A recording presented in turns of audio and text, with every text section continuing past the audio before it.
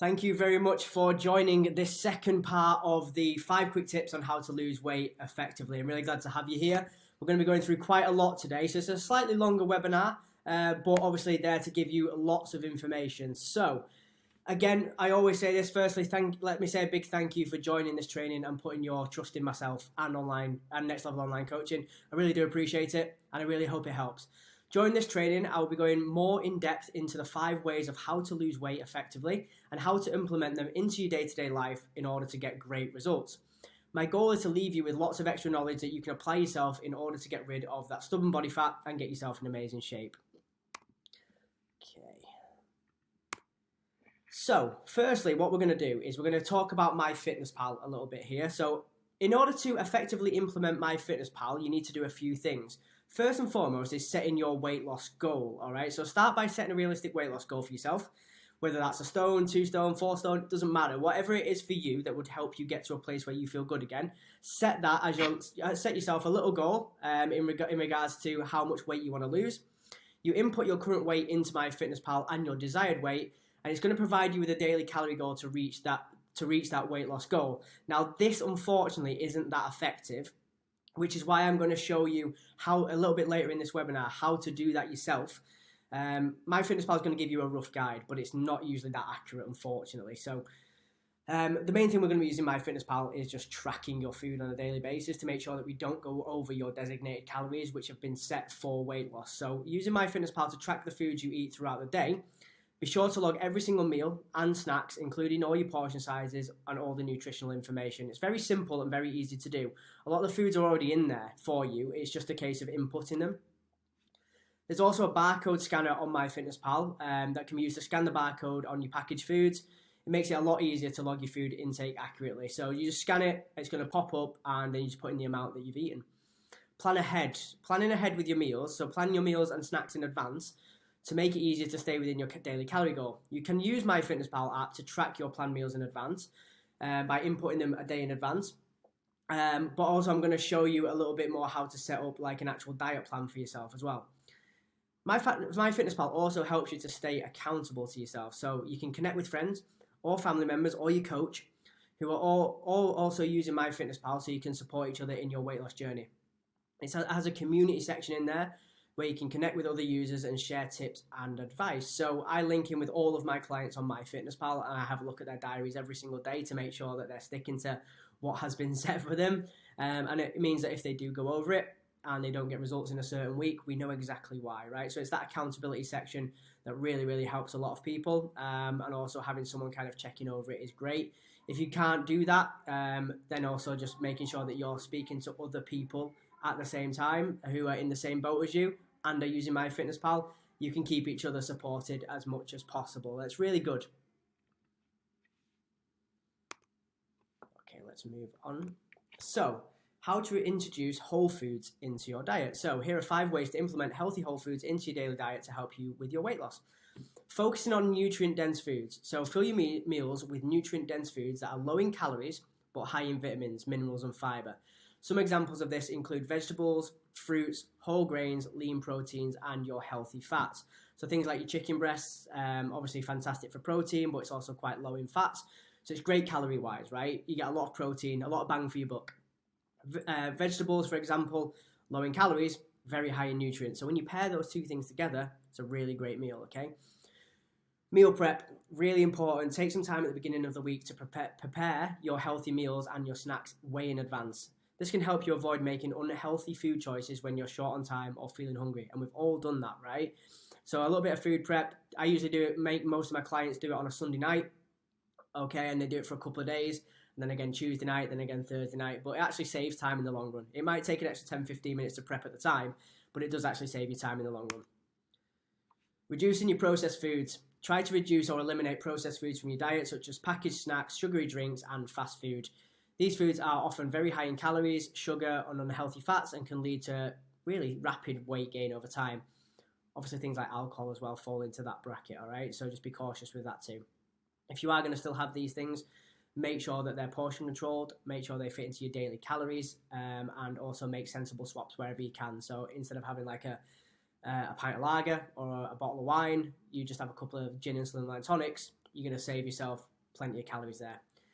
Incorporate protein into every meal. Protein can help you keep you feeling full and satisfied. It also prevents overeating, and it also helps you to tone up your muscles as well and recover. So aim to include a source of protein with every meal, such as chicken, fish, tofu, eggs, or beans. Plan your meals around those whole foods, and when planning your meals, focus on whole foods as the foundation. For example, build your meals around veggies, fruits, whole grains, and lean proteins, and use healthy fats and herbs and spices to add loads of flavour. This can help you stay on track with your weight loss goals while still enjoying delicious and satisfying meals. So it's very simple to kind of put these things together. Once you know your calories, once you're using MyFitnessPal, you can just play around a little bit and figure it out. Okay, it's quite simple and easy to do. So moving on, we'll come to like dieting and stuff like that in a little while. But 5 great ways to help become more active during your day to help you achieve your weight loss goals. Most of your calories on a daily basis are burnt through movement, not through your workouts, right? Workouts are very important because they're a different type of exercise that help you get fit, strong, and all that kind of stuff. But your day-to-day stuff is what's really going to bring you into your own when it comes to weight loss results. So little things, tiny things, taking the stairs instead of the lift or the escalator. This simple change can add up to significant calorie burn over time because you burn a good amount of calories by going upstairs. Obviously, it's much more difficult than walking on flat. However, you can make these little changes, great. Walk into the shops, little things like that. Go for a brisk walk during your lunch break. Instead of sitting and eating at your desk, take a walk outside to get some fresh air and burn calories at the same time. It's a win-win. Clears your head, burns calories.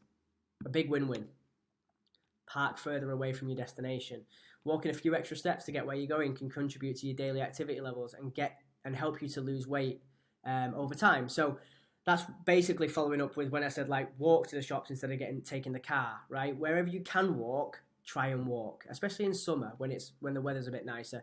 Get yourself out and about more, track your steps. You can get an app like Pacer, or you can use like a pedometer or a Fitbit or something like that to track your steps. I always say for the average person, 10,000 steps a day is a really good benchmark. Obviously, not everyone's going to be able to hit that, and some people will smash through that. But as like a middle ground kind of place, that's a good place to really focus on starting.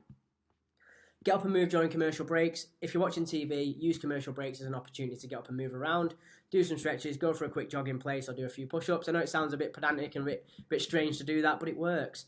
A lot of people also have like stationary bikes or Peloton bikes at home, so they just sit there while they're watching a film. Little things like that can make a huge, huge difference. And if you're doing something anyway, like watching a TV program, why not benefit yourself at the same time as doing that? Also, little things like joining fitness classes, again, that comes under the bracket of accountability. Joining a yoga or cardio class can be a fun and social way to add more activity into your day, whilst also helping you achieve your weight loss goals. And if it's scheduled in, like, you know, if you'd have a personal training session or you'd have a coach providing you with workouts, you feel more obligated to do it, right, or to turn up to it, especially if you paid a bit of money as well. That's all that accountability stuff really does work, and that's a good way of incorporating some fun into it as well. So we're going to move on to sleep. Sleep's very, very important. As I mentioned in the previous webinar, sleep is massive for results, right? So when you stick to a consistent sleep schedule, what is going to happen there is your body gets used to it. So if you try to go to bed and wake up at the same time every day, even on weekends, this helps to regulate your body's internal clock and improve your overall quality of your sleep. So you will get into deeper sleep, you will sleep better, and you'll wake up feeling more refreshed. Create a relaxing sleep environment, making sure your bedroom's dark, quiet, and cool. Sleep for me is a place where I invest money, right? Because I think it's so important to my productivity levels, my recovery levels, to how I feel mentally, to how I feel physically. So investing in comfortable bedding, pillows, removing any distractions such as electronics from the bedroom. For myself, I got blackout curtains. I also got a light alarm, so a Philips light alarm, which wakes you up slowly in the mornings. Things like infusers or diffusers and stuff like that have got like different smells, like lavender, pillow mist, all these little things. There's an app called Calm, which helps you with like relaxing noises before bed, keeping away from your phone, that kind of stuff. It's all worth investing in, I promise you that. So developing a relaxing pre-bed sleep routine. Set aside time to wind down before bed. Take a warm bath, read a book, practice relaxation exercises like deep breathing or meditation. Get away from phones. Get away from blue screens like TVs and stuff like that. It's a game changer. It really is. Also, so is limiting caffeine and alcohol intake. As we all know, caffeine keeps us awake and alcohol means we sleep like crap. That's just the way it is. Reduce your consumption of caffeine and alcohol, especially in the afternoon and evenings. These substances can disrupt sleep and lead to restless nights. Also, it means that you don't recover very well. You feel mentally frazzled the next day. It's just not good. It's not a good place to be, so try your best if you're really serious about implementing these things. That's one of the big things to get away from as much as you can. Practice regular exercise, again a no-brainer. Regular physical activity can help improve sleep quality and reduce insomnia. Aim to get at least 30 minutes of moderate exercise most days of the week, but avoid exercising too close to bedtime. Just because it stimulates you a little bit, right? So it's fine if you're going to do an evening session, but then you still need that little bit of wind down time that I mentioned to help you relax a little bit before bed. Otherwise, you're going to go to bed totally stimulated, totally awake, and it's going to be more difficult for you to get to sleep. Seek support. All right, so we spoke about this in the last webinar, but there are many ways to get support and build a support network for achieving your weight loss goals. But based on my experience and research, here are the 5 best ways. All right, so first and foremost, accountability. Join a weight loss support group if you want to. I'm not the biggest advocate of things like Slimming World and Weight Watchers for numerous reasons, which I won't get into now. But at the same time, having a support network and having people around you is really important to help you stay on track, especially if they're very supportive and they're helping you with your goals, okay? The big one, obviously, I'm going to say this because I've seen it work thousands of times with clients, right? And I have coaches myself to keep me accountable with my business and stuff like that, right? A personal trainer or an online coach can help you create a personalized fitness plan that is tailored to you, to your goals and your abilities. They're also going to offer guidance on nutrition, provide accountability, and motivate you to push much harder, all right? And it's all about longevity. Weight loss is all about longevity. The longer you go for and you stay consistent with, the better the results are going to be. It really is that simple, and a coach is going to keep you on track. And it's always that person to reach out to. So I'll talk to you a little bit more about my coaching in a little while, but I want to make sure that we go through all this as much as we can. Using a fitness app, there's loads of different fitness apps out there. So this is not just for nutrition, MyFitnessPal. There's other apps out there that can help you with, tracking progress, setting goals, being in an online community. There's also like workout ones out there. If you wanted to go down that route, obviously you're not going to get the same kind of accountability that you would get with a coach because you're speaking to someone one-to-one, but they can help. They definitely can help.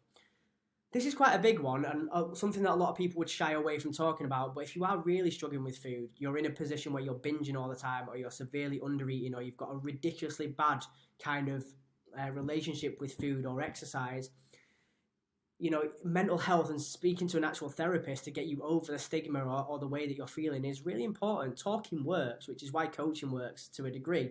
But if it's more serious than that, then obviously speaking to someone who's a little bit more qualified in the mental health area is a really good thing to do. There's nothing wrong with it whatsoever. Like, get it off your chest.